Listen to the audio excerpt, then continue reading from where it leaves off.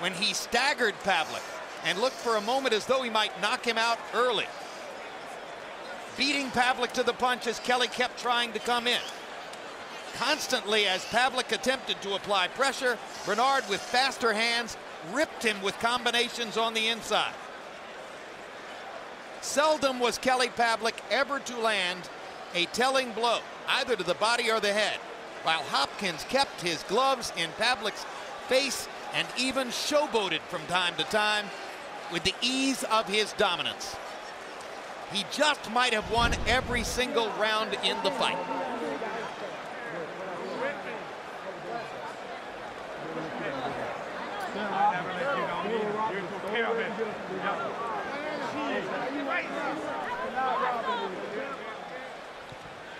Let's go to Michael Buffer for the official particulars on this decision. Ladies and gentlemen, we go to the scorecards. Alan Bernstein scores at 119, 106. Steve Weisfeld, 118, 108. Barbara Perez, 117, 109. As we turn the page to another chapter of a boxing legend from Philadelphia, Pennsylvania,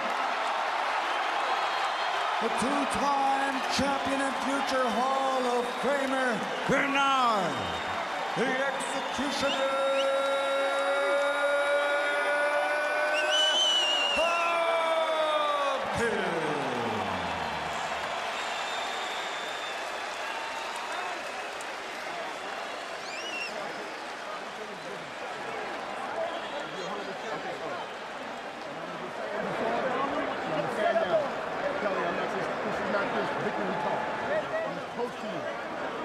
Hopkins. Only thing you need is the slick stuff, baby. I ain't taking away from Pop. You get the slick stuff, you fight like a black fighter.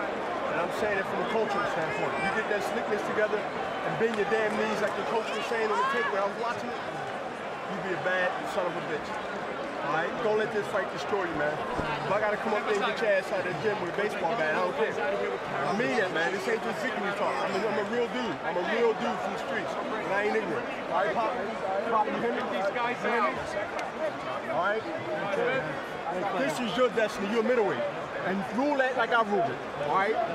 Seriously, I'm going to come and find your ass. That's an honor, man. Love you. Respect it, all right? Your family. You all right? Yes, I'm fine. Good. Remember what I said, man. This is either make you or break you. What a moment.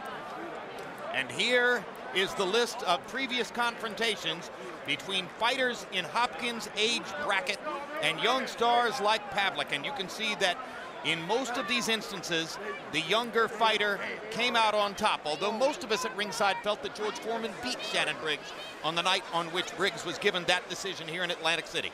And of course, Foreman's knockout of Moorer in 1994, perhaps the biggest moment of this kind ever in the history of the sport. Eric Morales beat Daniel Zaragoza when there were 18 years difference in their age.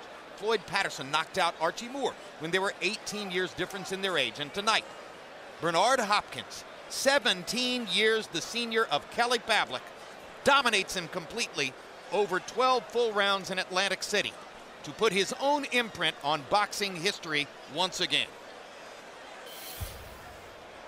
Hopkins is a fighter of many historical distinctions. Longest title reign ever in the middleweight division, where Pavlik is still the champion, and thus the dialogue you heard at the end of the fight in Pavlik's corner. Hopkins landing 64 more power punches, throwing 67 more total punches, excuse me, not power punches, total punches, landing at a higher connect percentage throughout the fight. Pavlik's percentage rose as the fight went on, but he was simply taken out of his game early and never truly got into it again. Power punches completely dominated by Hopkins, landing 93 more, throwing 93 more. No one in his wildest dreams would have predicted that you would see numbers like that at the end of this fight. No one.